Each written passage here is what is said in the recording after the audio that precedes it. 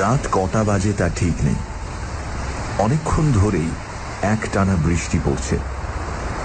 ঝমঝমে বৃষ্টির শব্দ শুনতে শুনতে নেশা লেগে যায়। বাসু হালদারের ঘুম ভেঙে যাচ্ছে বারবার। একটা অস্বস্তি হচ্ছে কিরকম। দরজার বাইরে দুটো কুকুর এসে গুটিসুটি হয়ে শুয়ে কুই কুই শব্দ করছে। বাসু হালদার চেঁচিয়ে উঠল, যদিও সে ভালো করে জানে কুকুর দুটো এই সামান্য ধমক শুনে মোটেই যাবে না। এই বৃষ্টির মধ্যে যাবেই বা কোথায়। বাসু হালদার জানলা দিয়ে আকাশের দিকে তাকালো একবার। বৃষ্টি থামবার কোনো লক্ষণ নেই। আজ আর কেউ আসবে না মনে হয়। বাসু হালদার আজ সন্ধ্যের মুখেই বাড়ি চলে যাবে ভেবেছিল। সেই সময় মুখিয়া ডোমটা এক ছিলিম গাঁজা সেজে এনে বলেছিল, একটু পেশাদ করে দেবেন নাকি বড়বাবু? মুখিয়ার মুখে বড়বাবু ডাকটা বড় মধুর লাগে। এই দুনিয়ায় বাসু হালদারকে খাতির করে না কেউই, শুধু মুখিয়াই তাকে ওই নামে ডাকে। মুখিয়াটাও যেন কোথায় চলে গেছে। এই সময় আরেক ছিলিম গাঁজা পেলে মন্দ হতো না। বাসু হালদার এই মফস্বল শহরের ঘাটবাবু। তার কাজ হচ্ছে কেউ মরা নিয়ে এলে সার্টিফিকেট আছে কিনা দেখে নেওয়া আর মিউনিসিপ্যালিটির 2 টাকা ফি আদায় করা। একটা পা ল্যাংড়া, জীবনে আর কোনো চাকরি জুটত না।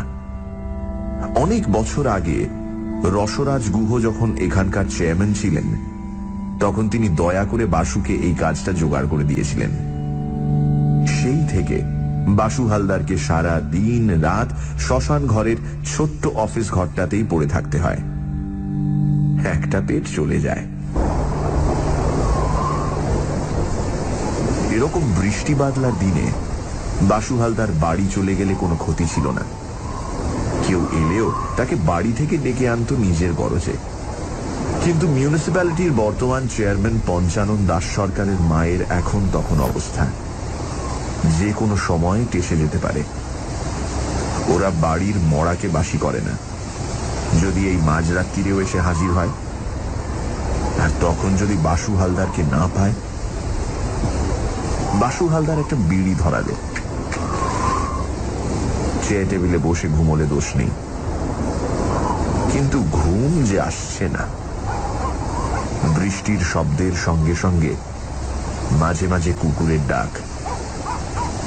ইস, যদি মুখিয়াটাও থাকতো এ সময়। হঠাৎ অস্পষ্টভাবে মানুষজনের আওয়াজ শোনা গেল। বলহরি হরি বলি হাঁক দিচ্ছে। তাহলে কি চেয়ারম্যান সাহেবের মা গত হলেন? আহা, কি মাতৃভক্তি চেয়ারম্যান সাহেবের! এই বৃষ্টির মধ্যেও পোড়াতে আনতে ভোলেনি। চিতা জ্বলবে কি করে সে খেয়াল নেই। যাই হোক, ওরা বড় লোক, বেশ খরচা টরচা করবে মনে হয়। বাসু হালদারের কি আর কিছু জুটবে? বাসু হালদার ঘর থেকে বেরুবার আগেই কয়েকজন লোক একটা মরার খাটিয়া ঘাড়ে করে তার ঘর ছাড়িয়ে এগিয়ে গেল চুল্লির দিকে। বাসু হালদার বুঝল, এ তো চেয়ারম্যান সাহেবের মা নয়। তাহলে সঙ্গে অনেক লোক থাকতো, অনেক চেঁচামেচি, অনেক ধুমধাম। তাহলে আর ব্যস্ততা দেখিয়ে কি হবে? সে নিজের টেবিলে গ্যাঁট হয়ে বসে থাকবে। আসুক না, ওরাই আসুক। ঘাটবাবুর অফিসে আর কোনো কর্মচারী না থাকলেও সেই তো বড়বাবু। বেশ কিছু সময় কেটে গেল, কিন্তু ওরা কেউ এলো না। আর কোনো সাড়া শব্দও পাওয়া গেল না। কৌতূহলে বাসু হালদার বেরিয়ে এলো। বৃষ্টি অকস্মাৎ ধরে এসেছে। আকাশে গুঁড়ি গুঁড়ি করে পড়ছে, তবে আর বেশিক্ষণ চলবে না বোঝা যায়। কয়েকজন লোক মরার খাটটা একপাশে নামিয়ে রেখে নিজেরাই কাঠ সাজাতে শুরু করেছে। বাসু হালদার কাছে এসে দাঁড়িয়ে বলল, কি ব্যাপার? লোকগুলো একটু চমকে উঠল।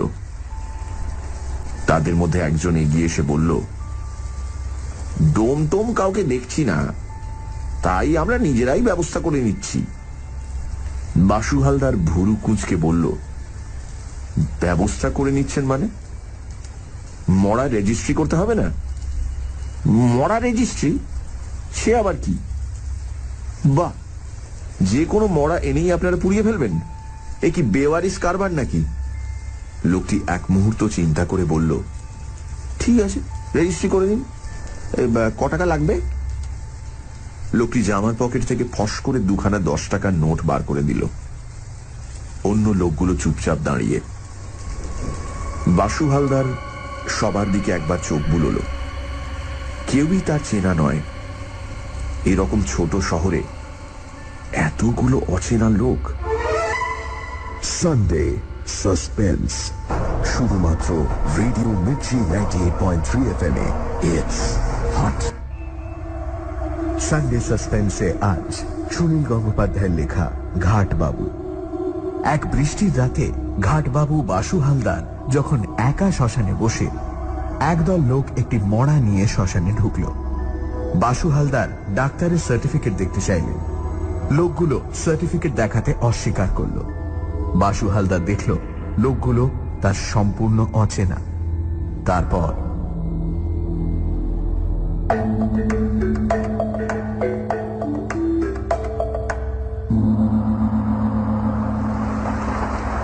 বাসু হালদার মুখ ঘুরিয়ে মরার খাটের দিকে তাকালো। একটি যুবতী মেয়ের মুখখানা শুধু দেখা যাচ্ছে। শরীরটা একটা মোটা কম্বল দিয়ে ঢাকা।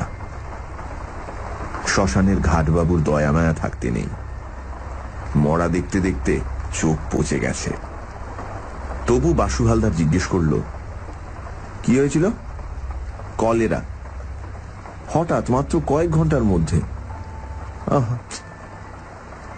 লোকটি খুব দুঃখের ভাব দেখিয়ে ফুঁপিয়ে উঠল। তারপর 10 টাকার নোট 2খানা এগিয়ে দিয়ে বলল, নিন, বৃষ্টি ধরে এসেছে, চটপট কাজ শুরু করে ফেলি। বাসু হালদার বলল, ডোম না এলে আপনারা কি করবেন? চিতা সাজানো কি সহজ কথা? ও, আমরা ঠিক ব্যবস্থা করে ফেলব। বাসু হালদার এবার গম্ভীরভাবে বলল, কই দেখি ডাক্তারের সার্টিফিকেট। যে লোকটি এগিয়ে এসে কথা বলছিল সে একটু যেন চমকে গেল। তারপর অন্যদের দিকে তাকিয়ে বলল, কিরে, ডাক্তারের সার্টিফিকেট খানা কার কাছে রাখলি? একজন বলল, সেটা বোধহয় ফেলে এসেছি। বাসু হালদার কড়া হয়ে বলল, ফেলে এসেছেন?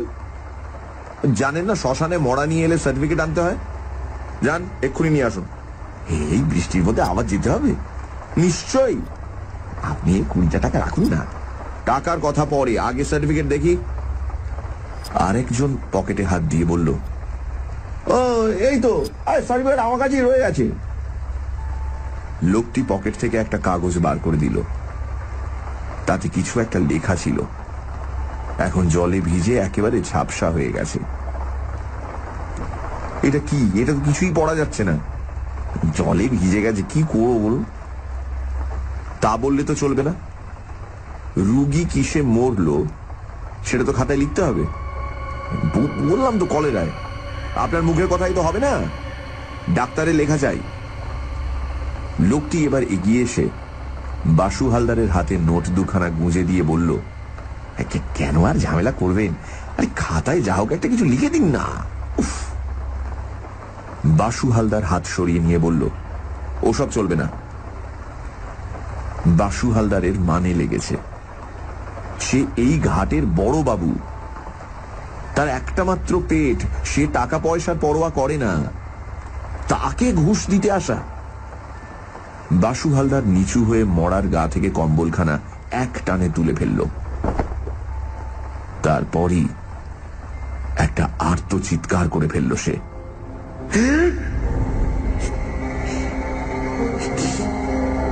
মৃত যুবতীর বুক ও সারা শরীরে জমাট বাঁধা রক্ত। বুক ও পেট ফালা ফালা করে চেরা। কেউ যেন একটা ধারালো অস্ত্র দিয়ে তাকে কুপিয়ে কুপিয়ে কেটেছে। দৃশ্যটা দেখেই বাসু হালদার অদ্ভুত ধরনের ভয় পেয়ে মাথায় হাত দিয়ে বসে পড়ল।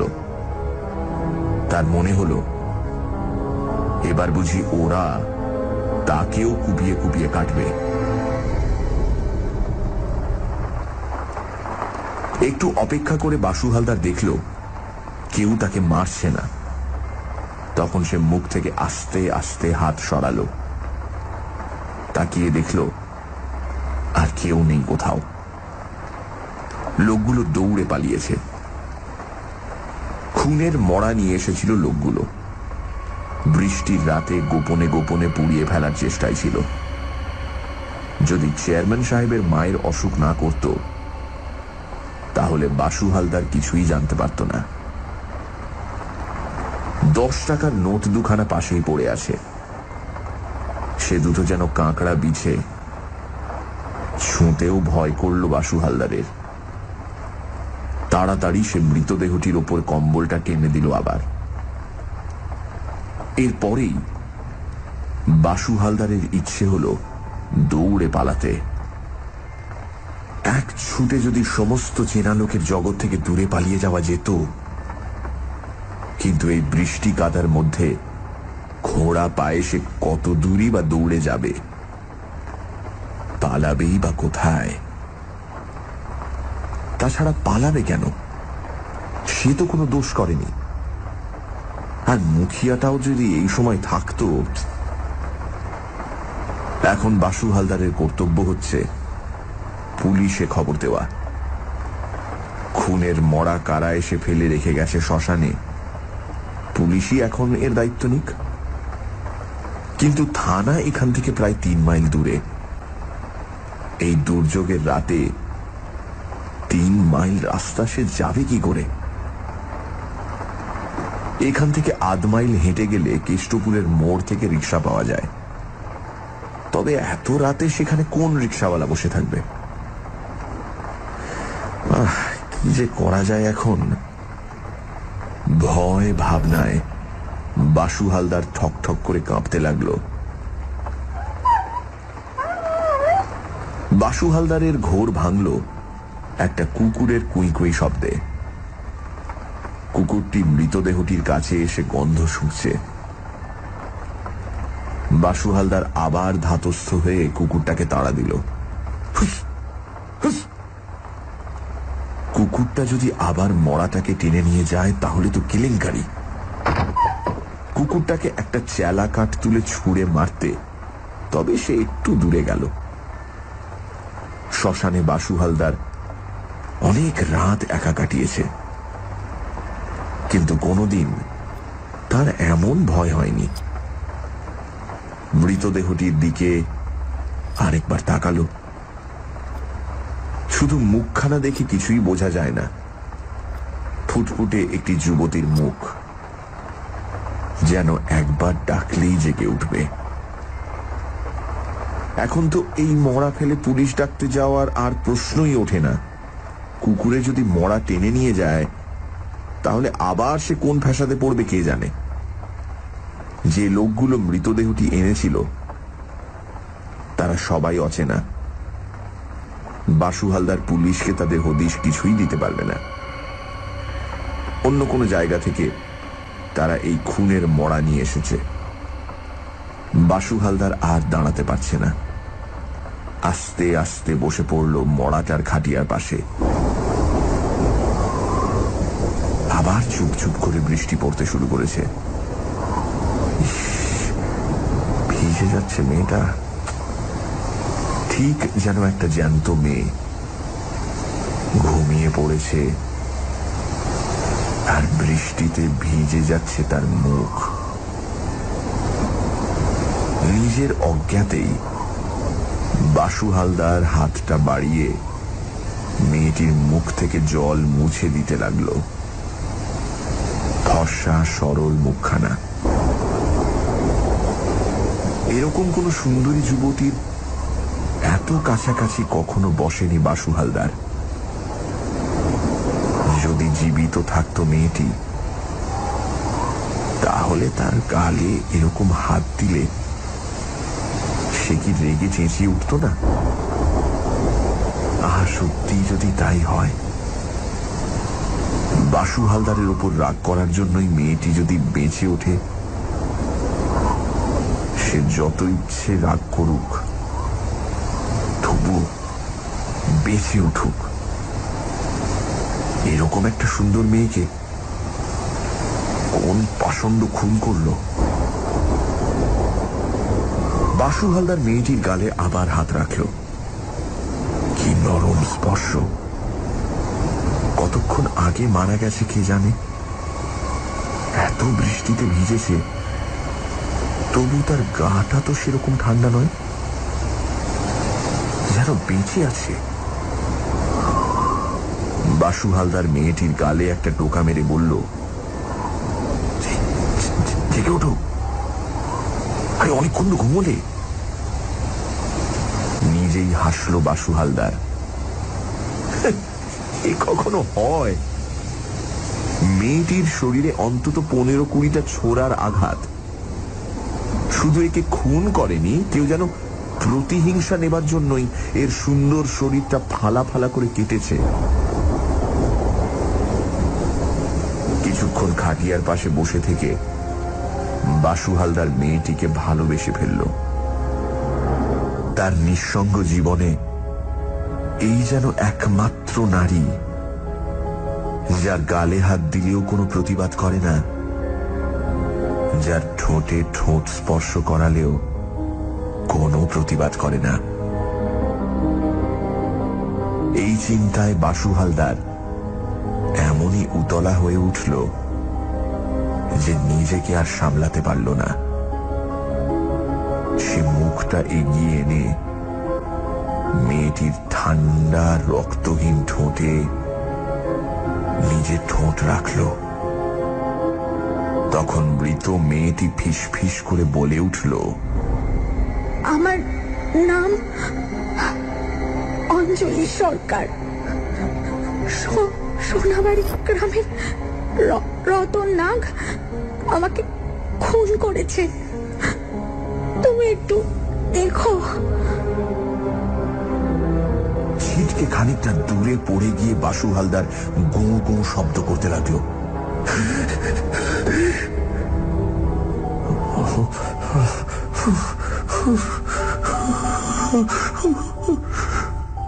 অজ্ঞান হয়ে গেল অবিলম্বেই। পরের দিন বাসু হালদারের জ্ঞান ফিরেছিল দুপুরবেলা। সে অনবরত চিৎকার করছিল, রতন নাগ, হ্যাঁ ওই সোনাবাড়ির রতন নাগ, ওই খুনি, ওকে ধরো, ওকে ধরো। পুলিশ রতন নাগকে গ্রেপ্তার করে তাকে দিয়ে স্বীকারোক্তি আদায় করবার পর বাসু হালদার সম্পূর্ণ সুস্থ হয়। আমাদের এই চ্যানেলটিকে সাবস্ক্রাইব করুন, পাশে থাকা বেল অপশনটি অল করে রাখুন।